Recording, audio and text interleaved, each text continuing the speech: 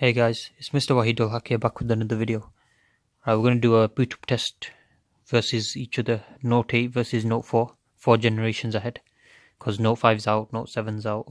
This is Note 8. So let's see. You ready guys?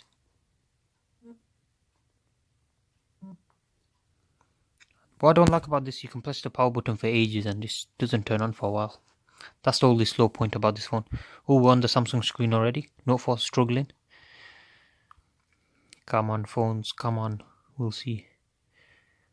Boop, boop, boop. Oh, okay, Note 8 sits there. And Note 4 is a few seconds behind, as you can see.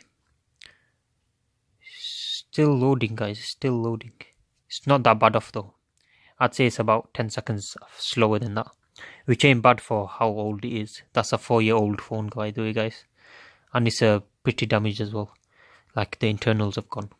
So it's doing well for what it is. So yeah. Thank you guys for watching. Please subscribe to my channel if you're new.